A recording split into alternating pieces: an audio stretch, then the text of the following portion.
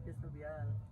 Hi, this is Missy Kiam Cardenas. Hi, I'm Jatrice Tanggihan, and we are here right now in Local Coffee to create a podcast and talk about the good life, or what a good life really is. We were sent a video, a movie to be exact, entitled A good A, a big A world. Big World. A Big World. So it's a Chinese movie, and to recap, it's a movie where the protagonist has cerebral palsy, and he is being taken care of by his mom and his grandmother, and it talks about how he navigated through his life in his adulthood, and how his life really is in his everyday. So yeah, we're here to talk about that, and we're here to relate that to the several philosophers that has been discussed in our class. Yes. So first is ano ngayon? first question. Yeah. So, how does the movie Big World depict the concept of a good life? Okay. So the movie actually, it depicts the concept of a good life na kuan din now. So kita mo na sa movie no. Yeah. And naa siya kapansanan, and it showed how he navigated his life with this kapansanan, and for him to live like that, it's actually very hard. Dili para sa to bad cases, dili man ta makita og people nga ana gyud normally. And if we do see, I try my best to look at them normally, nga dili mag-ana, Dili po sila mag-stare, malain. yeah, dili sila malain. But it's really hard for them and for us, because we don't really know if how we should treat them like normal. Yeah, and it's kuan ba, it's very hard yun. It's not, so mo na nga kailangan yun na to siya nga i-learn bitaw deep inside us. So to you, what is a good life? Sige, ikaw sa ikaw. So, for me kay, about itong desirable state, like, well, some other people will, think na gusto sila luxurious, like, well off, like, na sila privileged, data sila. Well, sa iyaha, sa movie, kaya yung gusto lang kay is simple lang. Yeah. To have a work Mm. and with dignity. Yeah. Gito ka to sa movie no, nga nagdawat siya pa. And then, abis niyang lula nga, wala din siya nakuha kay mo mag-build ang so kaya ma-expect mag-hire of ano. And then, nagdawat din siya, and then explain niya, having a job is having dignity. Yeah, so, So, Yeah. really To think about na as simple as having job na most normal people kay mas easy sila makakuha ng job baya compared sa ilaha. Then the thought na makuha siya sa isang job is dignity na para sa iya. So makitan jud nato ang murag dili jud normal siya pero dili siya normal bitaw sa society, na jud tayo makita na barrier. So for me ang good life, if i-base nato siya sa sakto ba ang question? Yeah. Yes, sa philosopher. Yeah. So, Dili pa. dili Sa pa. movie. Sa movie lang, sa movie. yeah. So, siguro, if atong i-reflect ang life sa protagonist, siguro, yeah, agree ko sa ilahang to live a simple and content. Oh. It's also kuan kay it for him having a good life is being considered equal or normal, because having that kind of gap bitaw sa society, like it's either baba siya or taas ang tanaw sa iya, kay syempre dili good siya normal. If you look at him, dili good siya normal. Ang iyang gusto man good kay to be considered normal nga, I have job, I have the same desires, I have the same needs, I have the same wants as you, and you should treat me as the same person. And I think that's also having the concept of being good in general. Kaya ikaw, kung makakita ka og person nga inani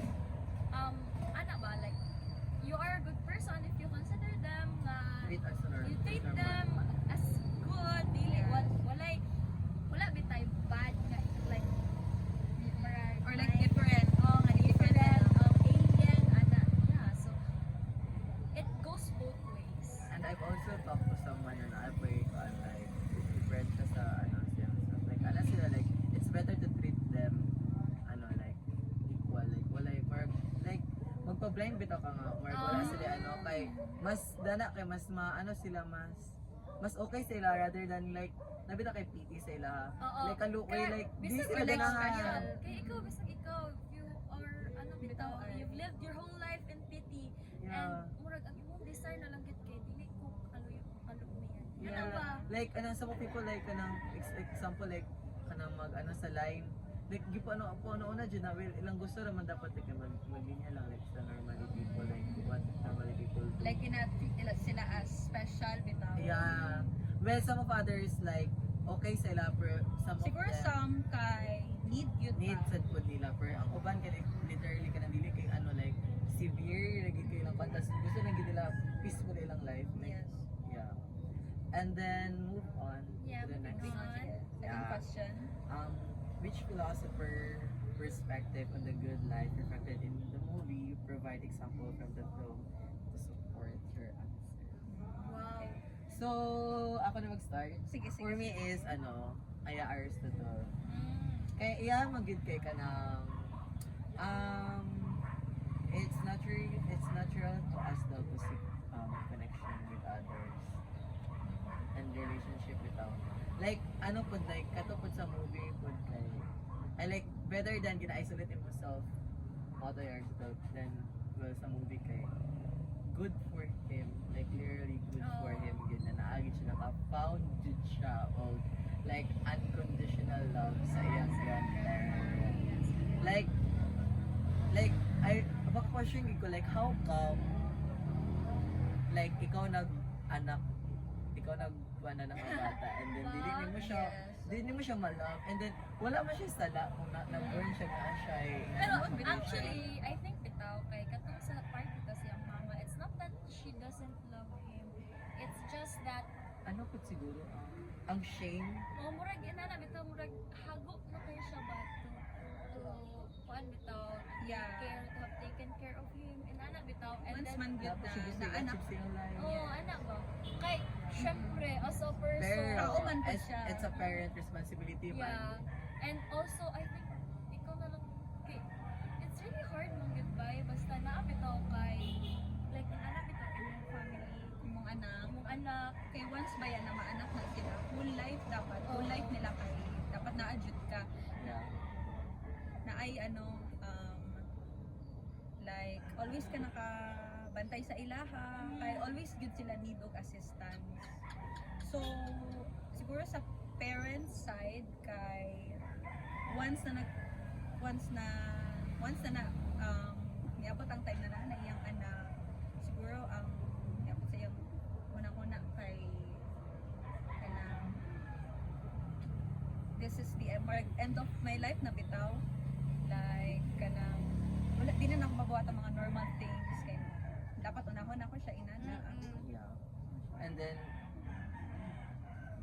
ano kudos ko siyang lola yeah yung grandma grandma kaya na siya always for him despite sa napaka-receive na siya of discrimination i-underestimate na siya sa society yeah and magbalik siya sa balay he goes back home naagay may mag-love sa iya yeah pero kabalo mo kay nandiyo pa yung part sa movie even though katulad na siya yung fiancé like ito na siya pang babae ba? nakadate niya nakadate niya yung atong crush yeah so actually naa mag-part dito by kay Heidegger na philosophy ba I know Heidegger ba Martin katong ano inevitable life yeah inevitable death accepted the acceptance of inevitable death like dili na jud siya maano yeah kay actually nag-suicide na siya sa movie niya attempted suicide kay kato siya gamay constricted man na iyahang ano so siguro siya permit siya mag-choke basta mag-eat siya kailangan yun nga ay hinay bagay hinay nagkaon and then na siya kauban and then nakapit na ma-end ang movie kay nag-suicide siya iyang i-stop niya iyang sarili o babies para mamatay siya kay para sa iya kay wala wala na siya wala na kudos sa bitaw life o dili na kuan. And actually kanang it's one of those things ba nga even if kanang I guess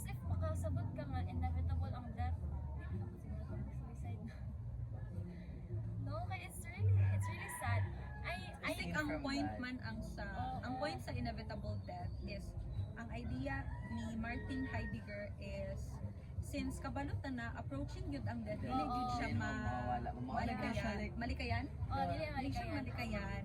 So mao na ang kanang inspiration bitaw Oo. nimo para para pangitaon gyud nimo ang purpose nimo sa life, ang imong happiness para makalib ka good life. Yeah. Ang definition sa good life. And then, last question. Sige, last question na ta. What does a good life mean to you personally? And which philosopher viewpoint aligns with your definition of a good life? So, ikaw. Ikaw sa daw. Sige, sige. Kay Steve Miller. Well, Yeah, like, ano gyud katuging ano, Agree gyud ka sa iya. katong characterized by ano jud ay by high living, high standard of living. Like, dili jud masukat jud good life gid sa ingana. Kay ano ba ano kay example like if you ask someone especially sa celebrities or some of mga people like mga dato like billionaire kay if you ask them anang how wealth are you? Like How ila wealthy are you? yeah, how wealthy are you? Like ila bing answer kay well kanang maybe sa ako kanang ano to siya kanang maybe sa ako kay kanang nag-resonate. maybe sa ako kay mao na ako definition as a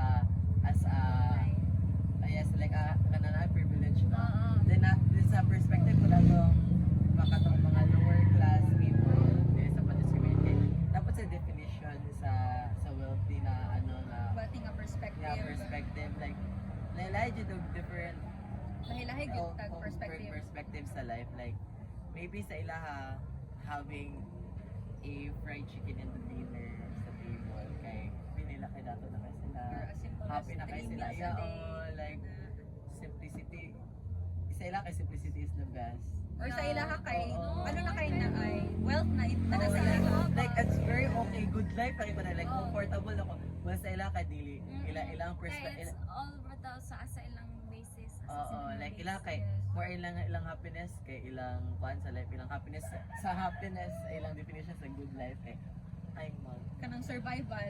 yeah I think sa ilaha. outside the country ilang vacation hilingan na like kasi pa sila makontento di mato pa sila nga na so lila tag definition so sa ako mo to to and sa ako personally is for me having a good life kay kana ma-happy na ako kung unsay naa sa ako unsa ko ma-afford di ka na ko kailangan like mag Huna-huna pila pa na. pila pa na nga na like kung unsay mo ma-afford mo ako kung example na mag-invest sa mga friend kung wala kung naa dili magpakanaa ba Yeah. kung dili nimo kaya ayaw na kay ikaw ra dapat ano bitaw sa Oh, tao. ikaw masad. Yeah, ma-judge naman ka like oh my god social life Ay. To me, kay ako kay katong kay Aristotle.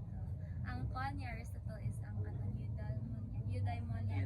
Eudaimonia is the sense of being content, wherein it's based around the relationships that you have throughout your life. Kay kato ikunat ko na to sa kuan, it's a matter mong good if you accept death or not. Kay di ba if you think that death is inevitable, then you actually die. Makabalo magkangan nindot siya nga tao pag daghan kimudag sa Yeah. iyahang lamay. And it's actually such a good thing that this happens kay kani bitaw nga how eudaimonia kani nga concept. It's actually based on kanang ano ba kung happy ba ka sa imong life with your relationship to others. So imong neighbor, imong parents, imong peers, imong mga brothers and sisters. Inana ba kung kanang unsa ka deep ang imong connection sa uban. So iga-extend siya dili lang sa imo pero sa other Yeah, people. ang imong happiness, ang imong contentment, ga-extend siya sa uban, not just in you. yeah Kay kanang actually kita kay shape man ta sa to ang environment. Yes, yes. Di ba tinuod mo ng isa to? I am a mosaic. You, You are a mosaic. You are sana you are honed by the people you love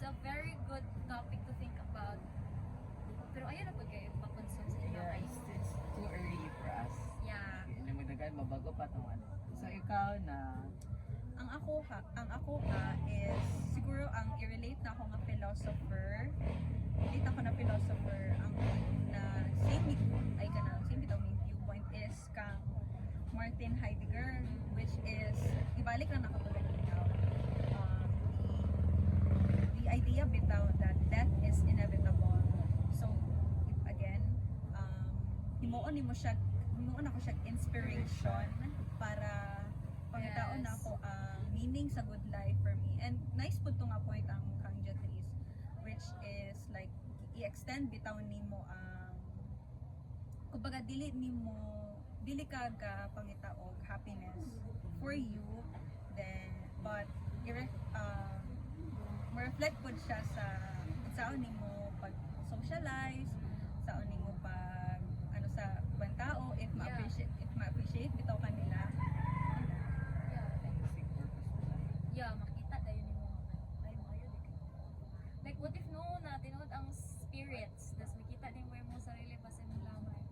Ay like wouldn't you go or pass away better pag makakita ka nga na ato ang iyong mga friends?